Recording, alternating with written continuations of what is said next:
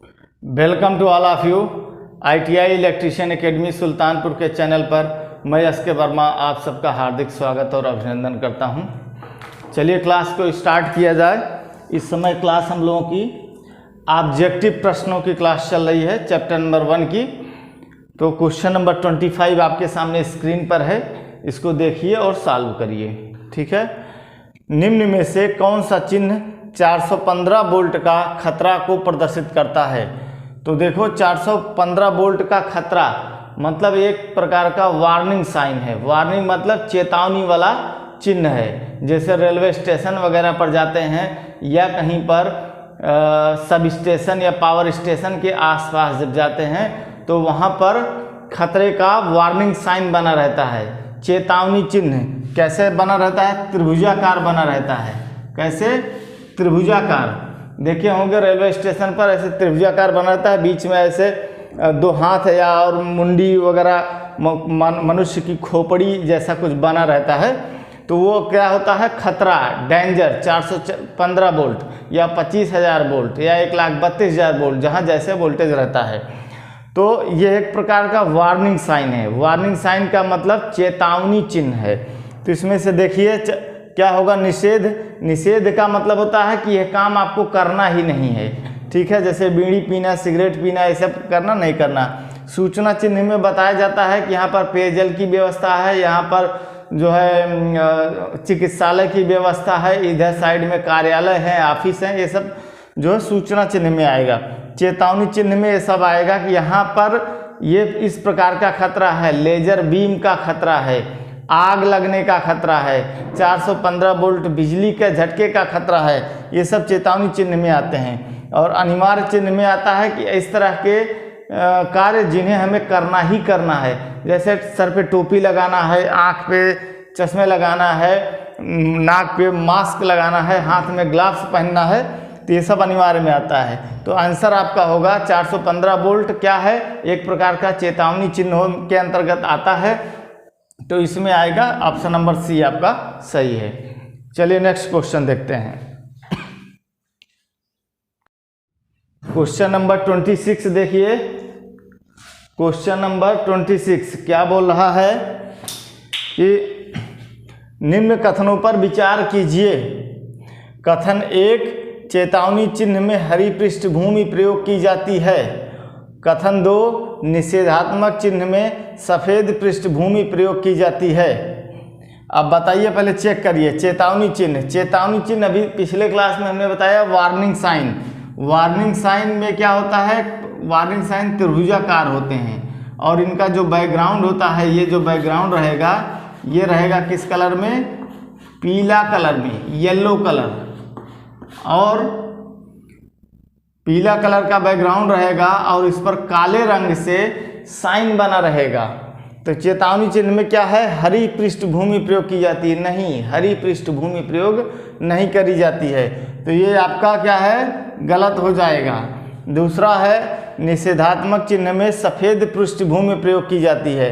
तो निषेधात्मक चिन्ह, निषेधात्मक में बताया गया है कि सर्कल में रहेगा। निषेधात्मक इस तरह से सर्कल में रहेगा और ये जो बॉर्डर बनेगा, ये बॉर्डर ये लाल रंग से रहेगा। बॉर्डर किससे? लाल रंग से। और जो इसमें क्रॉस पट्टी बनी होती है ये भी लाल रंग से रहती है। और इसका जो बैकग्राउंड होता है वो सफ़ेद कलर से होता है बैकग्राउंड। और उसमें इसके बाद जो इसके अंदर में साइन वगैरह बनता है वो सब जो है साइन वगैरह ये किससे रहता है? काले कलर से, ब्लैक कलर से। ठीक है। तो निषेधात्मक चिन्ह में क्या बोला है? निषेधात्मक चिन्ह में सफ़ेद पृष्ठभूमि प्रयोग की जाती है। बिल्कुल, निषेधात्मक में सफ़ेद पृष्ठभूमि प्रयोग की जाती है। चेतावनी चिन्ह में जो पृष्ठभूमि होती है वो पीला कलर की होती है और उस पर काला रंग से साइन बनता है। तो ये तो गलत है। कथन नंबर 2 आपका सही है। तो इसमें से मिला लीजिए। कथन 1 सही है, कथन 2 सही है। हाँ, यही बी वाला आंसर सही है, कथन 2 सही है। चलिए नेक्स्ट क्वेश्चन नंबर 27। चलिए देखिए क्वेश्चन नंबर 27। कौन सा सुरक्षा चिन्ह दर्शाता है कि अमुक चीज़ को अवश्य किया जाना चाहिए? इनमें से कौन सा सुरक्षा चिन्ह यह दर्शा रहा है कि इस चीज़ को अवश्य करना चाहिए?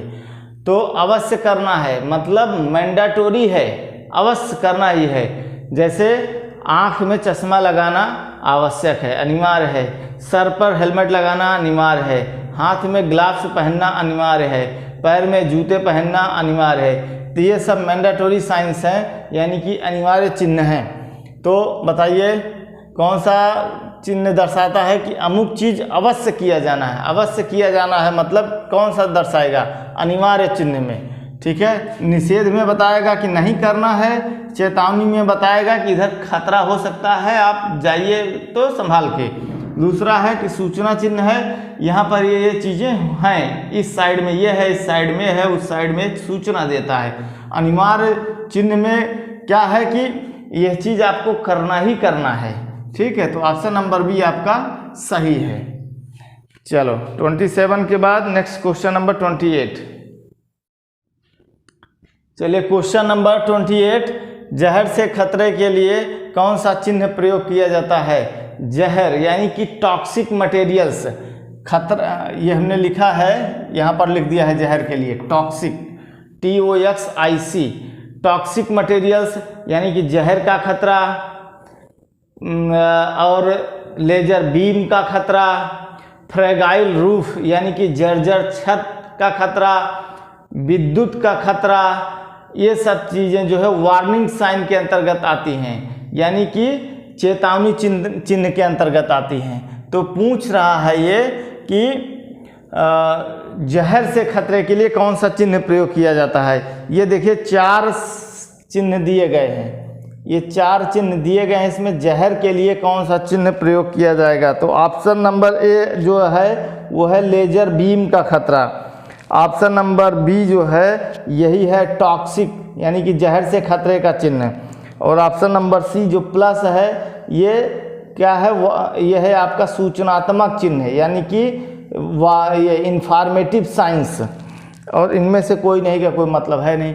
तो आंसर आपका कौन सा सही रहेगा, आंसर बी सही रहेगा, जिसमें जो है कंकाल बना हुआ है, मानव कंकाल की खोपड़ी बनी हुई है, वो टॉक्सिक खतरे का चिन्ह है। और ये सब किस में आता है, ये सब आता है चेतावनी चिन्ह में, वार्निंग साइन में। चलो नेक्स्ट क्वेश्चन नंबर 29।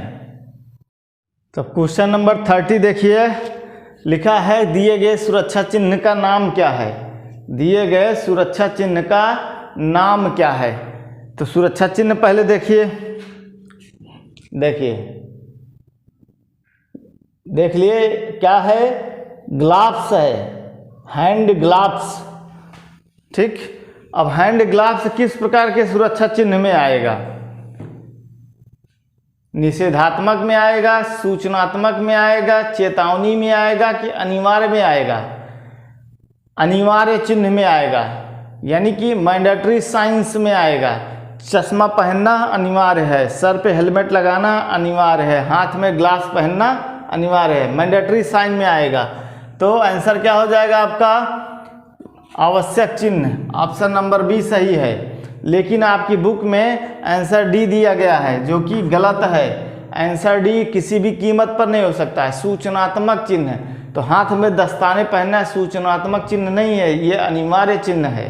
ठीक ना, तो चलिए करेक्ट कर लीजिएगा इसको आप लोग। इसके बाद क्वेश्चन नंबर 31। चलिए देखिए क्वेश्चन नंबर 31, निम्न में से कौन सा चिन्ह विकिरण से खतरे को दर्शाता है। विकिरण, इसको इंग्लिश में बोलते हैं रेडिएशन।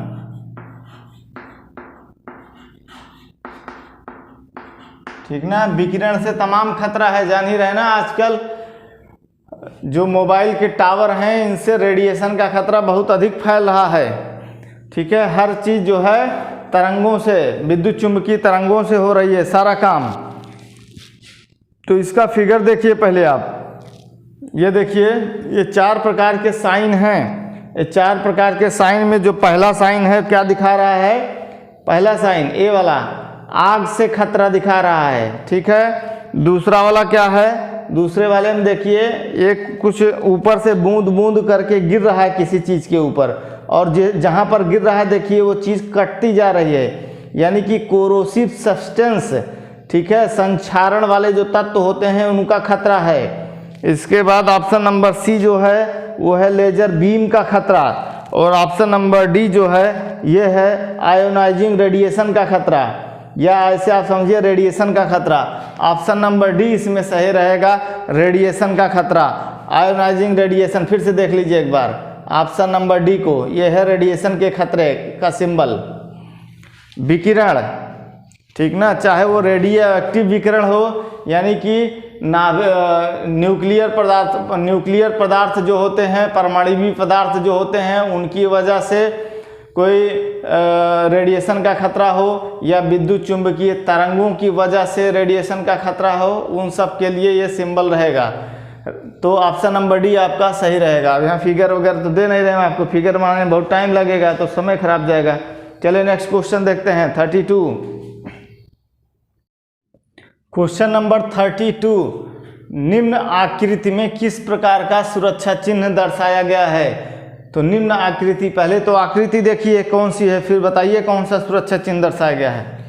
ये है आकृति, ध्यान से देखिए, थोड़ा और नजदीक से ध्यान से, दिख रहा है क्या है? ये एक चित्र बना हुआ है ना, ये फोर्क लिफ्ट ट्रक का साइन है, फोर्क लिफ्ट ट्रक। चैप्टर में हमने पढ़ाया है, वहाँ पर कलरफुल फिगर भी आपको दिखाया है, फोर्क लिफ्ट ट्रक, ठीक है। तो फोर्क लिफ्ट ट्रक एक आपको कलरफुल ही दिखा, ये देखिए फोर्क लिफ्ट ट्रक यही होता है। ये फैक्ट्री वगैरह में सामान ढोने के लिए इसका इस्तेमाल किया जाता है, फोर्क लिफ्ट ट्रक, ठीक है। इसको जनरली भाषा में फोर्क लिफ्टर बोलते हैं। तो फोर्क लिफ्ट ट्रक जो है ये किस प्रकार के सुरक्षा चिन्ह में आएगा? तो निषेधात्मक नहीं, इसमें नहीं आएगा। अनिवार्य, मतलब ये कार्य करना ही करना नहीं, इसमें नहीं आएगा। चेतावनी और सूचनात्मक में तो आएगा नहीं, चेतावनी चिन्ह में आएगा। यानी कि इस रास्ते से फोर्क लिफ्ट ट्रक आता जाता है, तो इस रास्ते से अगर आप जा रहे हैं तो आपके लिए चेतावनी है कि संभाल के जाइए। तो फोर्क लिफ्ट ट्रक का साइन बना रहेगा, तो यानी कि चेतावनी चिन्ह में आएगा। ऑप्शन नंबर सी आपका सही है। चलिए देखिए क्वेश्चन नंबर 33, क्या लिखा गया है? निम्न में से ऐसा कौन सा महत्वपूर्ण तत्व है जिसकी उपस्थिति से आग लगने की क्रिया जारी रहती है? तो बताइए, ऊष्मा, ऑक्सीजन, ईंधन, ये सभी। भाई आग जो है किसकी सहायता से लगती है? आग लगने के कारक का एक त्रिभुज हमने बनवाया था, ऐसे याद होगा एग्जाम उसमें थ्योरी क्लास में। तब कैसे बन रहा था? इस तरह से कुछ बन रहा था ना, ऐसे, फिर ऐसे, फिर ऐसे, और यहाँ से फिर ऐसे गया था, ऐसे। ये क्या था? आग लगने के कारक। यहाँ पर लिखा जाता था ईंधन, ठीक है। और एक तरफ ऊष्मा हो जाएगा, एक तरफ जो है ऑक्सीजन हो जाएगा। इधर हो जाएगा आपका O2, इधर हो जाएगा ऊष्मा, यानी कि हीट, ठीक ना। तो आग लगने के लिए ये तीनों कारक महत्वपूर्ण होते हैं। इनमें से अगर कोई भी एक कारक हटा दिया जाए, चाहे ऊष्मा, चाहे ऑक्सीजन, चाहे ईंधन, तो आग नहीं लगेगी, आग बुझ जाएगी। तो वही पूछ रहा है कि निम्न में से ऐसा कौन सा महत्वपूर्ण तत्व है जिसकी उपस्थिति से आग लगने की क्रिया जारी रहती है? तो इन सब की उपस्थिति से आग लगने की क्रिया जारी रहेगी। ऑप्शन नंबर डी आपका सही है। चलिए नेक्स्ट क्वेश्चन देखा जाए। चलिए क्वेश्चन नंबर 34, विद्युत तारों में लगी आग को बुझाने के लिए प्रयोग किया जाने वाला अग्निशामक यंत्र है। विद्युत तारों में यानी कि इलेक्ट्रिकल वायर में लगी आग को बुझाने के लिए प्रयोग किया जाने वाला अग्निशामक यंत्र। देखो इलेक्ट्रिकल फायर में सबसे पहले क्या रखना है ध्यान, पानी का प्रयोग नहीं करना है। पानी का प्रयोग करने से इलेक्ट्रिकल करंट इधर उधर फैल जाएगी और जो व्यक्ति पानी मार रहा है सर्वप्रथम वह विद्युत की चपेट में आ जाएगा, इसलिए पानी का प्रयोग नहीं करना है। दूसरी चीज़, किसी मशीन आदि में अगर इलेक्ट्रिकल फायर लगी है और आपने उस पर पानी मार दिया तो फिर वह मशीन के जो पार्ट्स हैं यानी कि control card, power card, transformer जो भी वो सब खराब हो जाएंगे। इसलिए पानी का प्रयोग इलेक्ट्रिकल फायर पे नहीं करना है। दूसरी चीज़, झाग वाले जो यंत्र होते हैं, फोम टाइप फायर एक्सटिंग्विशर जो होते हैं उनका प्रयोग भी नहीं करना है। फोम टाइप के फायर एक्सटिंग्विशर जो होते हैं उनमें भी नमी होती है, जल की बारीक बूंदें होती हैं। अगर उनका प्रयोग करेंगे तो उससे भी विद्युत का शॉक लगने का खतरा होता है। तो जलयुक्त यंत्र नहीं प्रयोग करना है। झाग पैदा करने वाला यंत्र नहीं प्रयोग करना है। कार्बन टेट्राक्लोराइड यानी कि CCl4 कार्बन टेट्राक्लोराइड, तो इसका प्रयोग करना है, ये सही है। जल की फुहार ये भी नहीं करना है। ठीक, तो सही कर लीजिए option number C. Next question, चलिए क्वेश्चन नंबर 35, वैद्युतिक कार्यशालाओं में आग बुझाने वाले यंत्र हेतु। वैद्युतिक कार्यशालाओं में, वैद्युतिक कार्यशाला लिखा है, ठीक है, यानी कि ऐसी कार्यशाला जहां पर इलेक्ट्रिकल काम होते हों। तो वैद्युतिक कार्यशालाओं में आग बुझाने वाले यंत्र हेतु क्या करना है? आग बुझाने वाले यंत्र उपलब्ध रहने चाहिए, सही है। रेत से भरी बाल्टियां उपलब्ध होनी चाहिए, ये भी सही है। और जल की व्यवस्था हेतु जल से भरी ओवरहेड टंकी होनी चाहिए, टंकी होनी चाहिए पानी की, ताकि ज़रूरत पड़ने पर तुरंत उसका इस्तेमाल किया जा सके। ये ना हो कि अभी कहीं मोटर चलाना है तो टंकी में पानी भरना है, ये सब नहीं। तो ये भी सही है। और उपरोक्त सभी, तो ऑप्शन नंबर डी आपका बिल्कुल करेक्ट हो जाएगा। चलिए नेक्स्ट क्वेश्चन नंबर 36। चलिए क्वेश्चन नंबर 36, विद्युत उपकरणों और ऐसे आग वाले प्रतिष्ठानों में किस प्रकार के आग बुझाने वाले यंत्रों का प्रयोग करते हैं? यानी कि विद्युत उपकरणों और इसी तरह के आग वाले प्रतिष्ठान, माने कि इसी तरह के प्रतिष्ठानों में जिसमें विद्युत उपकरण वगैरह ज़्यादा हों, में किस प्रकार के आग बुझाने वाले यंत्रों का प्रयोग करते हैं? तो अभी आपको बता चुके हैं, जल का बौछार नहीं करना है और फोम टाइप यानी कि झाग युक्त फायर एक्सटिंग्विशर का प्रयोग नहीं करना है। फोम प्रकार के नहीं होगा। हेलोन प्रकार के, हेलोन का मतलब क्लास में बताया जा चुका है, CTC यानी कि जो कार्बन टेट्राक्लोराइड होता है CTC, ठीक है, इसी को बोलते हैं हेलोन प्रकार का अग्निशामक यंत्र। कहीं कहीं पर लिखा मिल जाएगा आपको हेलोन प्रकार का, और कहीं कहीं पर लिखे रहेगा कार्बन टेट्राक्लोराइड, कहीं कहीं पर लिखा रहेगा CCl4, ठीक है। तो एक ही चीज़ है, आप समझते रहिएगा। और अगला है गैस कार्ट्रिज जल युक्त प्रकार के, यानी कि जल का इस तरह के इक्विपमेंट में जल की प्रेशर युक्त कार्ट्रिज रहती है, तो उसमें भी जल की बौछार होती है, तो ये भी नहीं करना है आपको। और दाब से भरे जल प्रकार के, प्रेशर से भरे जल प्रकार के, तो ये भी नहीं करना आपको। तो इलेक्ट्रिकल से लगी फायर पे हेलोन प्रकार का, आपका ये वाला ऑप्शन बी सही हो जाएगा। हेलोन प्रकार के फायर एक्सटिंग्विशर का प्रयोग किया जाएगा। क्वेश्चन नंबर 37, CTC आग बुझाने वाले यंत्र में कौन सा द्रव वायु दाब के साथ भरा जाता है? CTC यानी कि कार्बन टेट्राक्लोराइड वाले फायर एक्सटिंग्विशर में कौन सा द्रव वायु दाब के साथ भरा होता है? उस द्रव का नाम बताना है आपको जो CTC में भरा होता है। तो कार्बन टेट्राक्लोराइड सही है, पहले ही नाम से ही पता चला, CTC carbon tetrachloride CCl4। Carbon dioxide नहीं रहता इसमें। दूसरा है ब्रोमो क्लोरो डाइफ्लोरोमीथेन CBr, C से कार्बन होगा, Br से ब्रोमीन, Cl से क्लोरीन, F2 से आपका फ्लोरीन।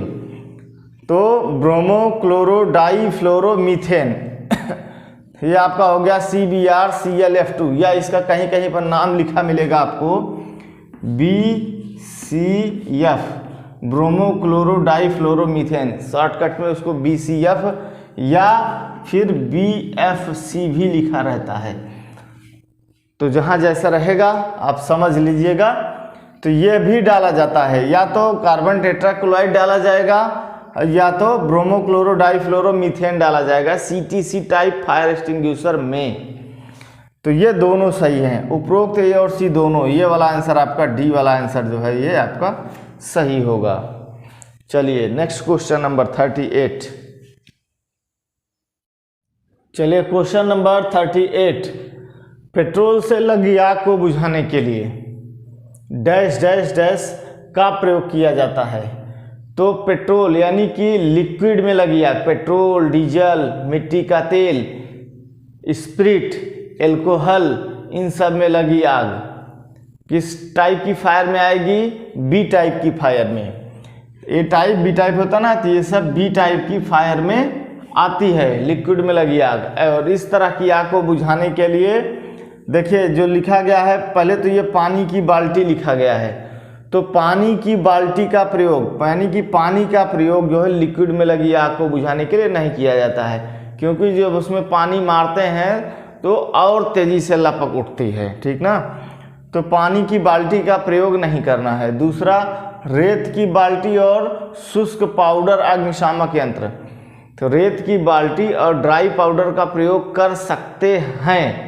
अगर कोई ऑप्शन नहीं दिख रहा है तो बार बार फेंकते रहेंगे रेत की बाल्टी और शुष्क पाउडर, तो बुझा देगा, कोई दिक्कत नहीं है। लेकिन अगर ऑप्शन में आपके फोम टाइप अग्निशामक यंत्र है, फोम प्रारूपी अग्निशामक यंत्र है, तो आंसर आपको ये वाला सही करना है, याद रखिएगा, ठीक है, कि लिक्विड में लगी आग को बुझाने के लिए झाग वाला अग्निशामक यंत्र प्रयोग किया जाता है। अगर ऑप्शन में ये उपलब्ध नहीं, तब फिर आप रेत की बाल्टी या शुष्क पाउडर इन सब का ऑप्शन है, तो उन सब में से कोई एक चुनेंगे, ठीक है। चलिए नेक्स्ट क्वेश्चन नंबर 39। तब चलिए क्वेश्चन नंबर 39, चित्र में प्रदर्शित वर्ग डी अग्नि के लिए सबसे उत्तम अग्नि बुझाने वाला यंत्र कौन सा है? डी टाइप फायर के लिए। डी टाइप फायर क्या होता है? इलेक्ट्रिक में लगी आग या धातुओं में लगी आग डी टाइप फायर के अंतर्गत आती है। और डी टाइप फायर को बुझाने के लिए किस प्रकार के अग्निशामक यंत्र का प्रयोग किया जाता है, यानी कि इनमें से सबसे उत्तम कौन सा है, ये आपको चुनना है। ये लिखा ना उत्तम, सबसे उत्तम अग्नि बुझाने वाला यंत्र कौन सा है? तो carbon tetrachloride CTC D type की फायर के लिए सबसे उत्तम अग्निशामक होता है। दूसरा है झाग युक्त अग्निशामक यंत्र, ये तो करना ही नहीं है इलेक्ट्रिक फायर पे। जल से भरा अग्निशामक, ये भी नहीं करना है। डी है आपका गैस कारतूस हेलोन अग्निशामक। तो गैस कारतूस का मतलब मैंने पीछे बता चुका हूँ मैं पीछे। गैस कारतूस में क्या होता है कि उसके अंदर में जैसे कार्ट्रिज, इसको कारतूस को इंग्लिश में बोलेंगे कार्ट्रिज। जैसे प्रिंटर में होता है इंक कार्ट्रिज आती है, स्याही की कार्ट्रिज आती है। कार्ट्रिज आपने लगाया, इस्तेमाल किया, कार्ट्रिज खत्म, कार्ट्रिज फेंक दिया, फिर नई स्याही लगाया। उसी तरह से इसमें भी कार्ट्रिज आती है, गैस से भरी हुई कार्ट्रिज। कार्ट्रिज लगाया आपने, इस्तेमाल किया, कार्ट्रिज फेंक दिया, तो उसी को बोलते हैं गैस कारतूस। और बाकी आगे आइए, इस पर लिखा हेलोन अग्निशामक। तो हेलोन का मतलब जो CTC है, इसी को हेलोन अग्निशामक भी बोलते हैं। कार्बन टेट्राक्लोराइड वाले अग्निशामक यंत्र को ही हेलोन टाइप अग्निशामक यंत्र भी कहा जाता है। इन्होंने ऑप्शन थोड़ा गलत दे रखा है, तो इसलिए अगर मेरे हिसाब से रहेगा तो ये दोनों ऑप्शन सही हैं आपके, ठीक है। लेकिन इसमें कोई ऐसा ऑप्शन नहीं है, मेरे हिसाब से ऑप्शन नंबर ए और ऑप्शन नंबर डी दोनों सही हैं। चलिए नेक्स्ट क्वेश्चन नंबर आपका 40। क्वेश्चन नंबर 40, किस प्रकार का अग्निशामक यंत्र विद्युत आधारित अग्नि के लिए प्रयोग नहीं करना चाहिए। अब की बार पूछ रहा है कि कौन सा यंत्र इलेक्ट्रिकल फायर के लिए प्रयोग नहीं करना चाहिए। तो हेलोन अग्निशामक यंत्र ये तो करना ही चाहिए इलेक्ट्रिकल फायर में। दूसरा है कार्बन टेट्राक्लोराइड CTC अग्निशामक यंत्र, ये भी करना चाहिए, दोनों नाम एक ही हैं। तीसरा है फोम अग्निशामक यंत्र, यह प्रयोग नहीं करना चाहिए। फोम मतलब झाग वाला, यह इलेक्ट्रिकल फायर में यूज नहीं किया जाएगा। और ड्राई पाउडर अग्निशामक यंत्र, इसका प्रयोग कर सकते हैं, ठीक ना। तो ड्राई पाउडर तो हर जगह प्रयोग कर सकते हैं, बस यह है कि जैसे लकड़ी वगैरह में यानी कि ए टाइप की फायर है तो उसमें ज़्यादा ये एफिशिएंट है, और न इसका कोई खर्चा है न कुछ, रेत वगैरह है, रेत और ड्राई पाउडर एक ही जैसा होता है, ठीक है ना। तो ए टाइप की फायर में, बी टाइप की फायर में, सी टाइप की फायर में, डी टाइप की फायर में भी कहीं मार दो जो है इसको। लेकिन अब एग्जाम में जब आता है क्वेश्चन तो वहाँ पर स्पेशली आपको देखना पड़ता है कि कौन किसका एकदम परफेक्ट वाला है अग्निशामक यंत्र है। अगर ऐसे तो ड्राई पाउडर रेत है तो इसको किसी पर भी मार दो, कोई दिक्कत नहीं है। बस ये आपको देखना है एग्जाम में क्वेश्चन में कि कौन किसका एकदम परफेक्ट अग्निशामक यंत्र है, तो उस पर टिक करना है। तो यहाँ पर पूछा है कि अग्निशामक यंत्र ऐसा बताना है जो इलेक्ट्रिकल फायर में यूज नहीं किया जाता हो, तो वो है फोम अग्निशामक यंत्र। चलिए अगला देखते हैं। देखिए क्वेश्चन नंबर 41, सामान्य रूप से विद्युत से लगी आग को बुझाने में किसका प्रयोग किया जाता है। सामान्य रूप से पूछ रहा है कि विद्युत से लगी आग को बुझाने में सामान्य रूप से किसका प्रयोग किया जाता है। अब ऐसे तो CTC चाहिए, बट CTC नहीं है ऑप्शन में, तब पानी का प्रयोग तो बिल्कुल नहीं कर सकते हैं, तेल का प्रयोग नहीं करना है, ठीक, इलेक्ट्रिक फायर में। डी आपका रेत का, बिल्कुल सही, रेत का प्रयोग कर सकते हैं। यही तो मैं शुरू से बता रहा हूँ, रेत और ड्राई पाउडर इसका प्रयोग किसी भी प्रकार के फायर में कर दीजिए। लेकिन एग्जाम पॉइंट आपसे याद रखना है कि स्पेशली किस प्रकार की आग के लिए कौन सा फायर एक्सटिंग्विशर बनाया गया है और ऑप्शन क्या क्या दिए गए हैं, उसमें से आपको अपने विवेक के अनुसार सही आंसर टिक करना है। चलिए, तो रेत का प्रयोग करेंगे सामान्य रूप से इलेक्ट्रिकल फायर पे, जब CTC उपलब्ध नहीं है तब। चलो नेक्स्ट क्वेश्चन नंबर 42, CCl का पूरा नाम क्या है। CCl4, तो 70 बार इसी चीज का नाम ले रहा हूं, वीडियो पॉज करिए, क्वेश्चन स्वयं सॉल्व करिए। CCl4 का पूरा नाम क्या है। Carbon tetrachloride, carbon tetrachloride, option number C. चलिए नेक्स्ट क्वेश्चन नंबर 43। आइए क्वेश्चन नंबर 43 देखते हैं। सभी श्रेणी प्रकार की आग बुझाने के लिए निम्न में से किस आग बुझाने वाले यंत्र का प्रयोग किया जा सकता है। सभी श्रेणी प्रकार की यानी कि A type, B type, C type, D type, चारों प्रकार की आग को बुझाने के लिए इनमें से कौन सा अग्निशामक यंत्र प्रयोग कर सकते हैं। तो देखिए पहला है आपका CTC अग्निशामक यंत्र। CTC मतलब कार्बन टेट्राक्लोराइड। तो कार्बन टेट्राक्लोराइड क्या करता है, आग के ऊपर फैल जाता है और ऑक्सीजन का संपर्क आग से कट कर देता है, जिसके कारण आग बुझ जाती है। तो इसका प्रयोग, CTC का प्रयोग स्पेशली डी टाइप की फायर में किया जाता है, यानी कि इलेक्ट्रिक में लगी आग में किया जाता है, परंतु इसका प्रयोग किसी भी प्रकार की फायर में आप कर सकते हैं। ये सही है। दूसरा देखिए CO2 कार्बन डाइऑक्साइड, ये क्या करता है, ये भी आग के ऊपर एक घेरा बना लेता है और ऑक्सीजन का संपर्क आग से काट देता है, जिसके कारण आग बुझ जाती है। यह भी डी टाइप की फायर में इस्तेमाल किया जाता है, परंतु आप इसका प्रयोग किसी भी प्रकार की आग को बुझाने में कर सकते हैं। ये भी सही है।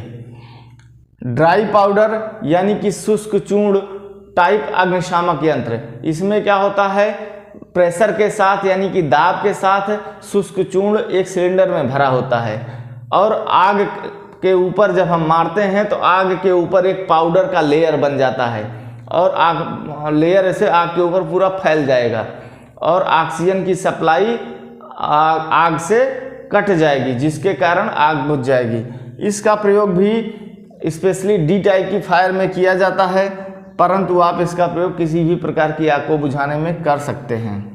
उपरोक्त सभी, तो उपरोक्त सभी मेरे अनुसार आंसर ये है। किताब के अनुसार आंसर जो है वो है ए CTC, बट मेरे हिसाब से वो सही नहीं है। ये सारे का सारा जितना दिया गया है ABC तीनों का प्रयोग आप कर सकते हैं किसी भी प्रकार की आग को बुझाने में। बस इलेक्ट्रिक फायर में ध्यान रखना होता है कि पानी वाला और झाग वाला नहीं चलाना होता है, बाकी कोई दिक्कत की बात नहीं है। चलिए नेक्स्ट क्वेश्चन देखते हैं। चलिए क्वेश्चन नंबर 44, निम्न कथनों पर विचार कीजिए। कथन नंबर 1 क्या कह रहा है? कथन नंबर 1, श्रेणी की ए की अग्नि को शीतल जल की बौछार द्वारा बुझाया जाता है। श्रेणी ए की अग्नि को शीतल जल की बौछार द्वारा बुझाया जाता है। ठीक है, तो आपको पता है श्रेणी ए की अग्नि क्या है?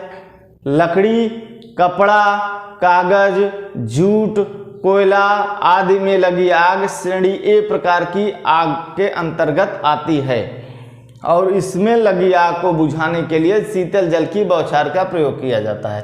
तो यह सही लिखा हुआ है। दूसरा है श्रेणी बी की अग्नि जल की बौछार से नहीं बुझती।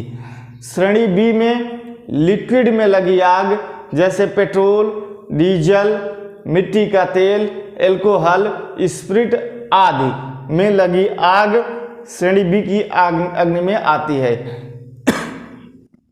इस प्रकार की अग्नि को बुझाने के लिए श्रेणी बी की अग्नि को बुझाने के लिए क्या लिखा है? जल की बौछार से नहीं बुझती। तो श्रेणी बी की अग्नि जल की बौछार से नहीं बुझती है, सही लिखा हुआ है उसने। श्रेणी बी की आग को बुझाने के लिए आप क्या करेंगे? फोम टाइप फायर एक्सटिंग्विशर यानी कि झाग वाले यंत्र का प्रयोग करेंगे। तो जो लिखा है कि श्रेणी बी की अग्नि जल की बौछार से नहीं बुझती है यानी कि सही लिखा है, तो ये कथन 2 भी सही है। कथन 1 और 2 दोनों सही है। कथन 1 और 2 दोनों गलत है, ये वाला ऑप्शन। कथन 1 और 2 दोनों सही है, ऑप्शन नंबर सी। चलिए नेक्स्ट क्वेश्चन।